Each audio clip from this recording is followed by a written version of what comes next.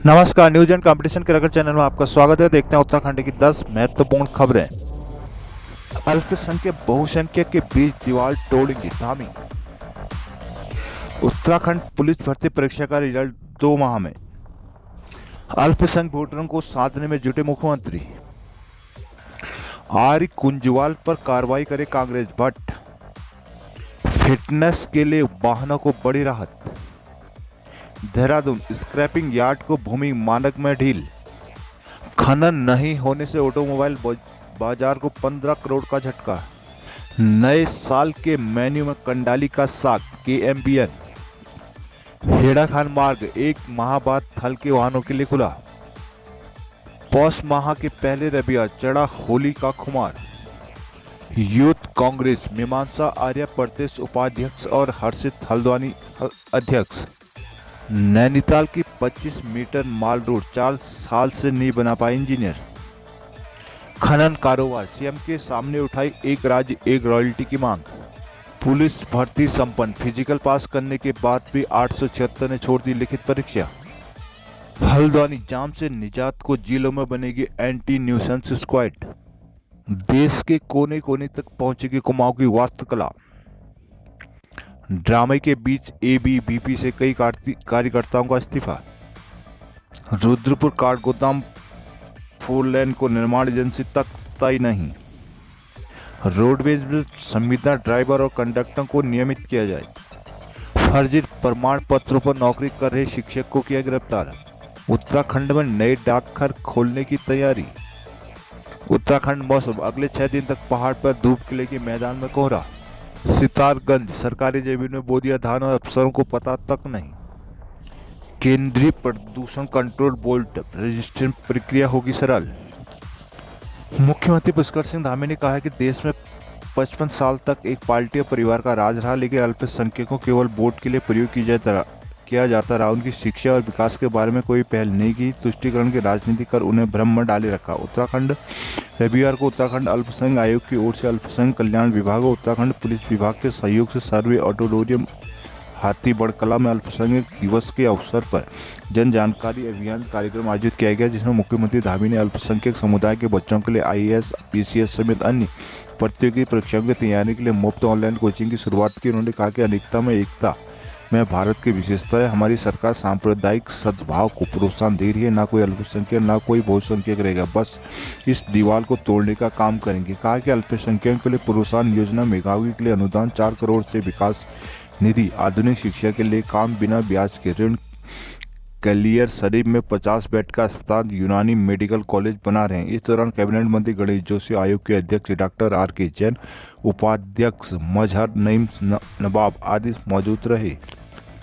रविवार को आयोजित उत्तराखंड पुलिस कांस्टेबल भर्ती परीक्षा कड़ी सुरक्षा के बीच संपन्न हुई। प्रदेश के 413 केंद्रों पर आयोजित इस परीक्षा में उपस्थित 91% से अधिक रही। आयोग 2 माह के अंदर परिणाम जारी करने की तैयारी कर रहा है। आयोग के सचिव ने कहा कि अगले 2 माह में परीक्षा का परिणाम जारी कर दिया जाएगा। उत्तराखंड लोक सेवा आयोग ने रविवार को पुलिस, PAC, IRB, अग्निशमन विभाग में सिपाहियों की कुल 1521 पदों के लिए लिखित परीक्षा का आयोजन किया, जिसके लिए कुल 1.30 लाख अभ्यर्थियों को प्रवेश पत्र जारी किए गए थे, जिनमें से 1.19 लाख परीक्षा में शामिल हुए। इस तरह कुल उपस्थिति 91.88% रही। प्रदेश में बीते दिनों सामने आई भर्ती घोटाले के बाद यह सबसे बड़ी लिखित परीक्षा थी जिस पर सबकी नज़र लगी हुई है। इसके लिए आयोग ने कड़े इंतजाम किए, लेकिन प्रदेश में कहीं से भी कोई गड़बड़ी की शिकायत नहीं है। इस कारण आयोग ने राहत की सांस ली। आयोग के सचिव गिरिधर सिंह रावत ने बताया कि आयोग आंसर की जारी करने के साथ ही दावे आपत्ति मांगेगा।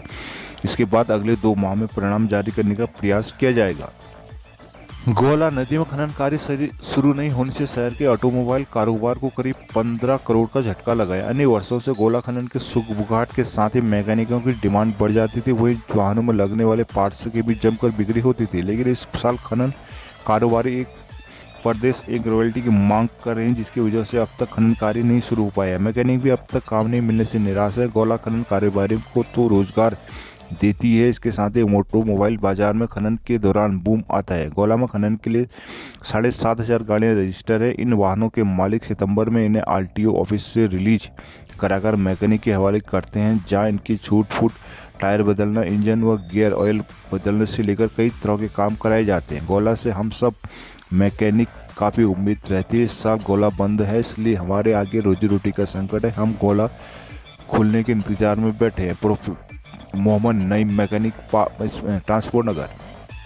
काठगोदाम हेड़ाखान रोड तकरीबन 1 महीने बाद हल्के वाहनों के लिए खोल दिया गया है। रविवार देर शाम सड़क को खोला गया, साथ ही कुछ कारें यहां रवाना भी हुई, जिसमें 120 गांव के लोगों को राहत मिलेगी। हालांकि लोक निर्माण सड़क में सुरक्षात्मक कार्य जारी रखेगा। विधायक राम सिंह खेड़ा ने रविवार को सड़क खुलने के संबंध में जानकारी दी। बताया कि काठगोदाम हेड़ाखान क्षतिग्रस्त मुख्य मोटर मार्ग को ठीक करने के लिए आपदा प्रबंधन एक्ट के तहत 20 लाख की धनराशि स्वीकृत कराई गई थी। इसके बाद क्षतिग्रस्त मोटर मार्ग से मलबा हटाने, पेड़ काटने का काम किया गया। लगातार हुए काम के बाद रविवार शाम सड़क हल्के वाहनों के लिए खोल दी गई। उधर विधायक कड़ा ने वाहन चालकों और जनता से सावधानी से चलने की अपील की है। कहा कि क्षतिग्रस्त मोटर मार्ग का दोबारा मलबा हटने के बाद क्षतिग्रस्त पर सुरक्षात्मक कार्य किए जाएंगे। ऐसे में सड़क से आवाजाही सावधानी के साथ करने को कहा गया। उन्होंने जल्द स्थायी समाधान का भरोसा दिया है। नैनीताल नए साल का जश्न मनाने नैनीताल पहुंच रहे पर्यटकों का स्वागत पहाड़ी व्यंजनों से होगा। इस बार कंडाली का साग और पहाड़ी मटन ज्यादातर होटल में सिग्नेचर डिश के रूप में परोसी जा रही है। पहाड़ में ठंडी के मौसम के बीच कंडाली की सब्जी औषधि गुणों के साथ गर्म तासीर भी देती है। पर्यटक भी अब पहाड़ी व्यंजनों को पसंद कर रहे हैं। KMBN भी अपने होटल में पहाड़ी पकवान परोस रहा। डुबका भात, भट्ट की चुटकानी, कंडाली की साग, हरी सब्जियां पर्यटकों को पसंद आ रही है। नैनीताल, भवाली, मुक्तेश्वर और रामनगर में करीब 40 बुकिंग हो चुकी है। आने वाले दिनों में पर्यटकों की पूछताछ के साथ ही एडवांस बुकिंग भी बढ़ने की उम्मीद है। नए साल के जश्न को रामनगर में एडवांस बुकिंग ज़्यादा है। रामनगर रिजॉर्ट एसोसिएट के अध्यक्ष हरिमान सिंह ने बताया कि 5 रिजॉर्ट में कुमाऊनी परिधान, व्यंजन आदि की व्यवस्था की है।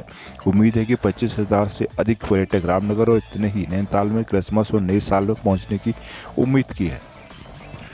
अल्पसंख्यक अधिकार दिवस पर मुख्यमंत्री पुष्कर सिंह धामी ने अल्पसंख्यक को लुभाने का भरपूर प्रयास किया। उन्हें मुस्लिम समाज से हमदर्दी जताई और उनके हुनर की तारीफ जमकर की। धामी ने कांग्रेस पर उन्हें केवल वोट के रूप में इस्तेमाल करने, दंगों में फंसाने की बात कहकर निशाना साधा। उन्होंने अल्पसंख्यक समाज को सशक्त बनने का संकल्प दिलाया और केंद्र और राज्य सरकार की योजना भी गिनाई। अल्पसंख्यक उत्तराखंड में अगले साल नगर निकाय चुनाव होने से लेकर भाजपा अल्पसंख्यक समुदाय के वोटरों को सुसाधना चाहती है। प्रदेश में करीब 16% से ज़्यादा अल्पसंख्यक हैं और देहरादून, हरिद्वार, उधम सिंह नगर में कई सीटों में चुनाव में निर्णायक भूमिका में होते हैं। मेयर सुनील उनियाल गामा ने कहा कि अल्पसंख्यकों में भ्रम था कि भाजपा सरकार आने पर उन पर जुल्म होगा, लेकिन इस धारणा को PM मोदी ने बदला। केंद्र सरकार, कांग्रेस सरकार में अल्पसंख्यक दंगा कराकर उन्हें फंसाया जाता रहा। उन्हें भाजपा से जोड़ने की अपील की है। कैबिनेट मंत्री गणेश जोशी ने कहा कि दुनिया में अल्पसंख्यक भारत और उत्तराखंड में सबसे ज्यादा सुरक्षित है। चीन समेत कई जगहों पर उन पर अत्याचार हो रहा है। PM मोदी के नेतृत्व में मदरसों को कंप्यूटराइज किया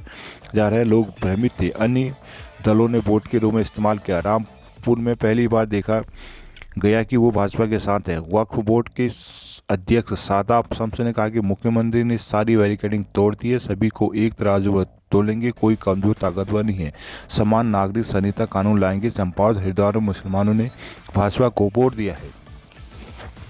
विधानसभा की बैकडोर भर्तियों के मामले में भाजपा प्रदेश अध्यक्ष महेश भट्ट ने पूर्व CM हरीश रावत पर पलटवार किया। उन्होंने कहा कि भर्तियों में नैतिकता की बात करने वाले कांग्रेसी अपने गिरेवा में झांकें और पहले अपने वरिष्ठ नेता यशपाल आर्या और गोविंद सिंह कुंजवाल पर कार्रवाई करके दिखाई। रविवार को भाजपा प्रदेश कार्यालय में पत्रकारों से बातचीत में महेश भट्ट ने कहा कि विधानसभा भर्ती के मामले में भाजपा की सरकार निर्णायक कार्रवाई कर चुकी है। उन्होंने कहा कि 2017 के बाद भाजपा सरकार के समय जो लोग स्थायी तौर पर लगाए गए थे उन्हें अब सरकार ने हटा दिया है। कांग्रेस के वरिष्ठ नेता हरीश रावत इस मामले में नैतिकता के तहत कार्रवाई की बात कर रहे हैं तो पहले उन्हें अपने वरिष्ठ नेता यशपाल आर्या और गोविंद सिंह कुंजवाल पर कार्रवाई करनी चाहिए। भाजपा की सरकार में विधानसभा अध्यक्ष के प्रकाश पंत और हरवंश कपूर अब इस दुनिया में नहीं है। ऐसे में नैतिकता के आधार पर कार्रवाई के मामले में हमारा नंबर 5वां है। देहरादून सरकार ने राज्य के परिवहन कारोबारियों को राहत फिटनेस जांच के एक क्षेत्र से दूसरे क्षेत्र में जाने के लिए परमिट शर्तों को संशोधित कर दिया है। में तय क्षेत्रीय सीमा के बाहर जाकर पर फिटनेस जांच कराने पर वाहनों के खिलाफ कोई दंडात्मक कार्रवाई नहीं की जाएगी। परिवहन सचिव हरविंद सिंह हयांकी ने इसके आदेश कर दिए हैं। यह सुविधा केवल उत्तराखंड में रजिस्टर्ड वाहनों को ही मिलेगी। यह मुद्दा पिछले कई दिनों से गरमाया हुआ था। खासकर तिपहिया ऑटो विक्रम चालक इस फैसले से परेशान थे। ऑटोमेटिक फिटनेस जांच सेंटर शहर से बाहर है, जबकि इन वाहनों को शहर के भीतर ही चलने के परमिट है। ऐसे में परमिट क्षेत्र से बाहर यदि किसी वाहन के साथ हादसा होता है तो किसी भी प्रकार बीमा क्षेत्र क्लेम का पात्र नहीं रहता। परिवहन कारोबार इस परमिट क्षेत्र के दायरे में रियायत की मांग कर रही थी। सरकार के फैसले के बाद अब वाहनों को फिटनेस जांच के विभाग के किसी कार्यालय, परीक्षण स्थल अथवा ऑटोमेटिक जांच केंद्र तक जाने की छूट मिल गई है। शर्त यह होगी कि फिटनेस जांच के लिए जाते वक्त वाहन में कोई यात्री या माल की ढुलाई नहीं की जाएगी। वाहन का कमर्शियल उपयोग नहीं होगा। कबाड़ की श्रेणी में आने वाले वाहनों के निस्तारण को बनने वाले स्क्रैपिंग सुविधा केंद्रों के लिए भूमि के मानक में रियायत मांगी है। वर्तमान स्क्रैपिंग फैसिलिटी के लिए वाहनों के मॉडल के अनुसार आधा से 3 एकड़ जमीन अनिवार्य है। साथ ही निजी विश्वविद्यालय के निर्माण के तरह स्थायी लाइसेंस देने से पहले सुविधा केंद्र तैयार करने के लिए वक्त देने की भी सिफारिश की है। परिवहन मुख्यालय ने इसका प्रस्ताव भेजा। स्क्रैपिंग पॉलिसी के तहत राज्य सरकार उत्तराखंड में वाहन स्क्रैपिंग सुविधा RBSF की स्थापना के मानक तय कर चुके हैं। उन्हें भूमि का मानक आधा से 3 एकड़ तक है। स्क्रैपिंग यार्ड में प्रवेश के मैदान में 7 मीटर और पहाड़ में 5 मीटर चौड़ाई का रास्ता अनिवार्य किया गया है। परिवहन विभाग का मानना है कि मैदानी क्षेत्र में भले ही ये मानक पूरा हो जाए, लेकिन पर्वतीय क्षेत्रों में भूमि की उपलब्धता के कारण मुश्किलें आ सकती हैं। इसी प्रकार सुविधा केंद्र को तैयार करने के बाद ही लाइसेंस देने की व्यवस्था है। इसमें सुधार की जरूरत है। आवेदक को निर्माण की मंजूरी के रूप में विश्वविद्यालय के तर्ज पर LOI देते हुए संशोधन तैयार करने का वक्त दिया जा रहा है। संपर्क करने पर संयुक्त परिवहन आयुक्त SK सिंह ने कहा कि वर्तमान में रुड़की में एक स्क्रैपिंग फैसिलिटी का आवेदन मिल चुका है। पॉलिसी में मानक में रियायतों की मांग की जा रही है। कुमाऊं में पौष माह के पहले रविवार से ही होली का दौर शुरू हो गया है। नैनीताल राम सेवक समाज में पूर्व विधायक नारायण सिंह जंतवाल ने दीप प्रज्वलित कर होली का शुभारंभ किया। इस दौरान होलियारों ने कुमाऊं शैली और राग रागनी पर आधारित होली गाई। राम सेवक सभा के महासचिव जगदीश बावड़ी ने बताया कि होली के माध्यम से अपनी संस्कृति विरासत को बचाने का प्रयास किया जा रहा है। होली गायक सतीश पांडे ने बताया कि रविवार से निर्वाण के होली गायन शुरू हुआ, जिसमें राग कल्याण में माई के मंदिर में दीपक बारू, काफी राग में शिवशंकर को ध्यान, मालिक सीताराम जंगला, काफी राग में मुरली ना बजाओ बिहारी, धमाल राग में मनसुख गाओ आदि होलियां गाई गई। राम सेवक सभा के अध्यक्ष मनोज शाह, राजेंद्र सिंह बिष्ट, विनोद चौधरी, मुकेश जोशी, सतीश पांडे, मिथिलेश पांडे आदि मौजूद रहे। यूथ कांग्रेस में ऑनलाइन चुनाव के रिजल्ट शनिवार रात जारी कर दिए गए, जिसमें मीमांसा आर्य प्रदेश उपाध्यक्ष, हर्षित भट्ट हल्द्वानी जिला अध्यक्ष निर्वाचित हुए। इसके अलावा नैनीताल जिले के विधानसभा अध्यक्ष पदों पर भी कई युवाओं ने जीत अपने नाम की है।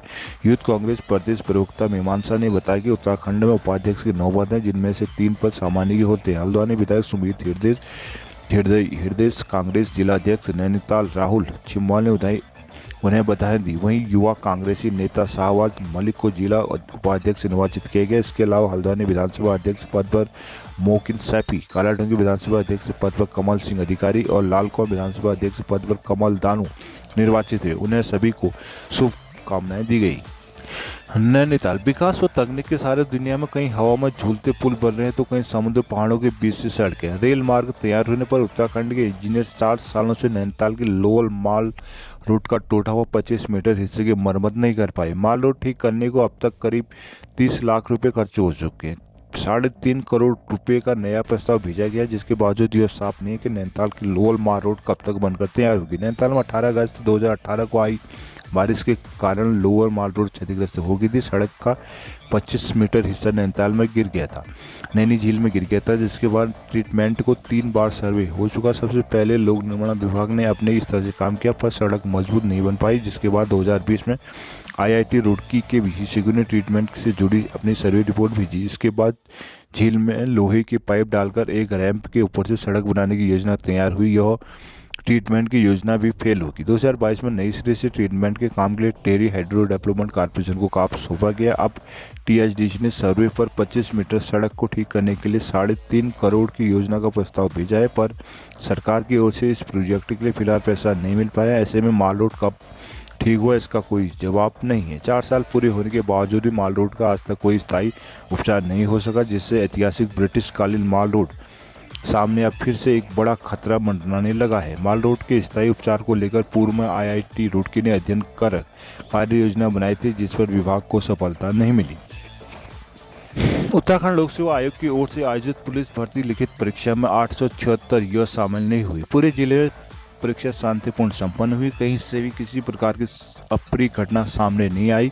फिजिकल पास करने के बाद सैकड़ों युवाओं को लिखित परीक्षा में शामिल नहीं होने के अलग अलग कारण माने जा रहे हैं। रविवार को पुलिस में आरक्षी, पीएसी, आईआरबी और अग्निशमन के 1500 पदों के लिए लिखित परीक्षा हुई। इसके लिए जिले भर में 32 केंद्र बनाए गए थे। एसएसपी पंकज भट्ट ने सुरक्षा कारणों को देखते हुए परीक्षा केंद्र को 4 जोन और 4 सेक्टर में बांटा था। नोडल अधिकारी शिव चरण द्विवेदी ने बताया कि लिखित परीक्षा के लिए 11,497 अभ्यर्थी पंजीकृत थे। सुबह 11 बजे से परीक्षा शुरू हुई। 10,621 अभ्यर्थी शामिल हुए। इससे पूर्व पुलिस प्रशासन की ओर से नोडल अधिकारी, एसपी क्राइम और ट्रैफिक डॉक्टर जगदीश चंद ने अधिकारियों कर्मियों को ब्रीफ करते हुए जिम्मेदारी सौंपी थी। हल्द्वानी लोगों को जाम की समस्या से निजात मिल सके, इसके लिए पुलिस प्रशासन की ओर से प्रयास किए जा रहे हैं। इसके तहत जिलों में एंटी न्यूसेंस स्क्वाड बनाने का निर्णय लिया गया। यह टीम सभी जिलों में जाम लगने की समस्या का आकलन कर रिपोर्ट प्रस्तुत करेगी। यह आदेश डीआई ने कुमाऊं के सभी जिलों को जारी किया है। कुमाऊं के विभिन्न शहरों में जाम की समस्या सिरदर्द बनी हुई है। वाहन चालकों से लेकर राहगीरों को जाम की समस्या से जूझना पड़ रहा है। वहीं पुलिस का फोकस कुमाऊं भर में जाम की समस्या को खत्म करने पर। इसके लिए एंटी न्यूसेंस स्क्वाड गठित करने का निर्णय लिया गया है। रिपोर्ट के आधार पर आगे की कार्रवाई होगी, कहना है डॉक्टर नीलेश भरण आनंद भरण, डीआईजी कुमाऊं।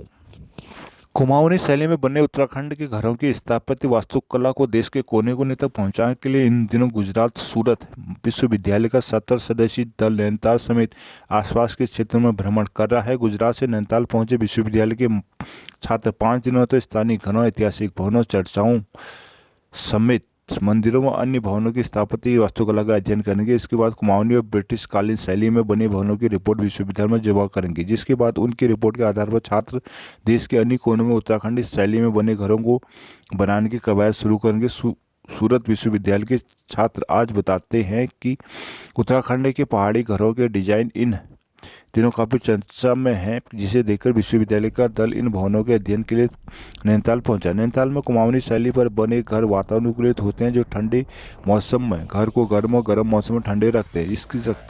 जिस तकनीक का उनकी विश्वविद्यालय के लोग अध्ययन कर रहे हैं, साथ ही पहाड़ों घरों की छत सुंदर और बेहद आकर्षक है, जिन्हें छात्र अपनी रिपोर्ट में सम्मिलित कर आने वाले समय में देश के अन्य कोनों में लोगों से अपनी घरों की छत कुमाऊनी घरों की छत पर बनाने की अपील करेंगे। विश्वविद्यालय की टीम का प्रतिनिधित्व कर रहे छात्र राज का कहना है कि विश्वविद्यालय से पहुंचे छात्रों के दल को नैनीताल ने 10 टोले में बांटा गया, जो नैनीताल, मुक्तेश्वर, भवाली समेत ग्रामीण क्षेत्रों का भ्रमण कर कुमाऊनी घरों का अध्ययन कर रही है। चुनाव से पहले छात्र संगठनों में इस्तीफे का दौर शुरू हो गया। शनिवार देर रात टिकट की घोषणा होने के बाद एबीवीपी में बगावती तेवर खुलकर बाहर आने लगे। रविवार को हल्द्वानी स्थित संगठन के कुमाऊं संभाग कार्यालय में नाराज छात्र नेत्री रश्मि लमगड़िया के समर्थकों और दूसरे गुट के बीच जमकर हाई वोल्टेज ड्रामा चला। एक दूसरे के पैर पकड़ने से लेकर संगठन की सीट से नेताओं पर टिकटों की खरीद फरोख्त तक के आरोप लगे। इस बीच छात्र नेत्री ने अपने करीब 2 दर्जन समर्थकों के साथ पदाधिकारियों को अपना इस्तीफा भी सौंपा। एमबीपीजी कॉलेज में एबीवीपी की तरफ से रश्मि लमगड़िया और कौशल बिरखानी अध्यक्ष पद पर चुनाव लड़ने की तैयारी कर रहे थे।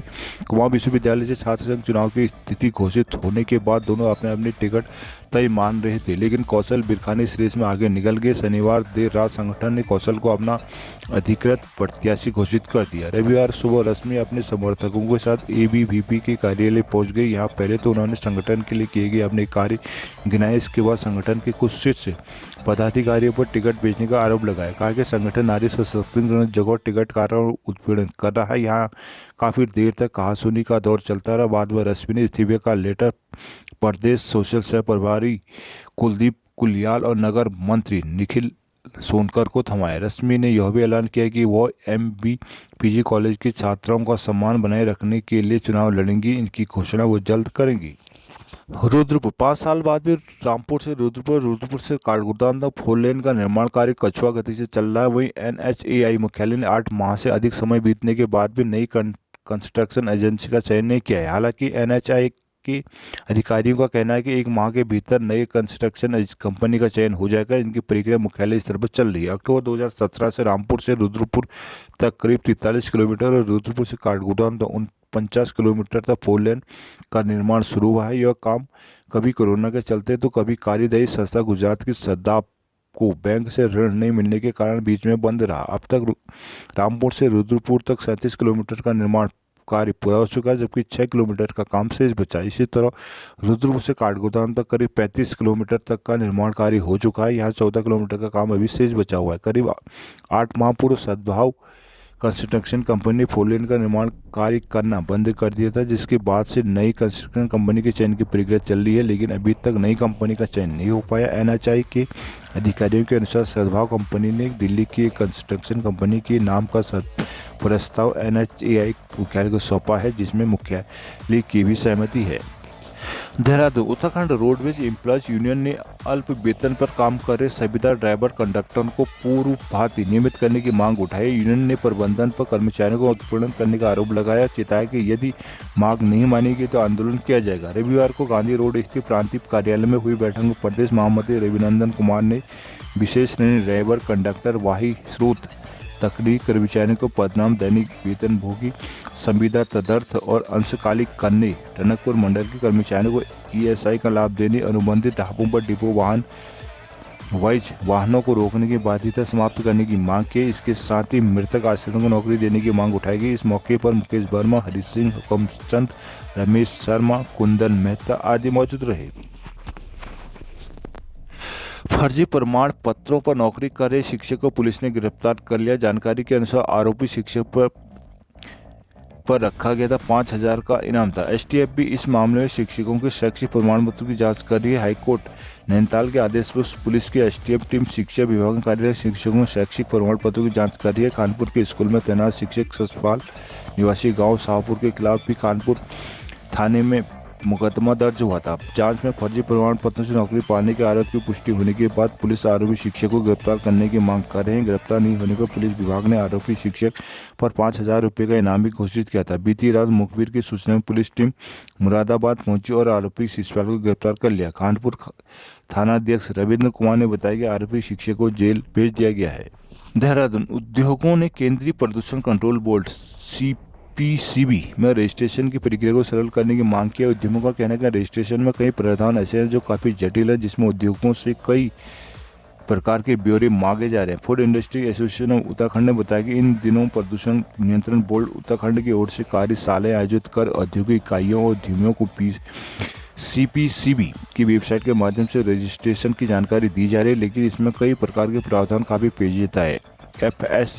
FIAU के कोऑर्डिनेटर अनिल मरवाहा ने कहा कि उत्तराखंड को औद्योगिक इकाइयों से दूसरे प्रदेशों में भेजे जाने वाले सामान की डिटेल तो दी जा सकती है, लेकिन पंजीकरण के लिए दूसरे प्रदेशों के डीलरों से सामान कहाँ भेजा गया इसकी भी जानकारी मांगी जा रही है, जो संभव नहीं है। इसी के साथ रजिस्ट्रेशन के लिए इनवॉइस अपलोड करनी है, जिनकी संख्या हजारों में होती है। माल खरीदने बेचने की दोनों की इनवॉइस अपलोड होनी है, जिसमें काफ़ी परेशानी हो रही है। रजिस्ट्रेशन की प्रक्रिया के बाद उद्योगों को विस्तार उत्पाद उत्तरदायित्व EPR प्लान का भी जमा करना है। उत्तराखंड में 24 दिसंबर तक मौसम साफ रहने का पूर्वानुमान है। हालांकि इस दौरान मैदानी इलाकों में कोहरा जरूर मुश्किलें पैदा करेगा। मौसम विभाग की ओर से जारी पूर्वानुमान के अनुसार 19 दिसंबर को राज्य के मैदानी क्षेत्रों में सुबह के समय मध्यम स्तर का कोहरा छाए रहने की संभावना है। 20 से 22 दिसंबर तक मौसम शुष्क रहेगा। इसके बाद अगले 2 दिन भी मौसम में खास परिवर्तन नहीं है। मौसम विभाग ने 26 दिसंबर के बाद राज्य में बारिश की संभावनाएं जताई है। खासकर उत्तरकाशी और चमोली में 3,500 मीटर ऊंचाई वाले इलाकों में बर्फबारी और निचले इलाकों में बारिश की भी संभावना है।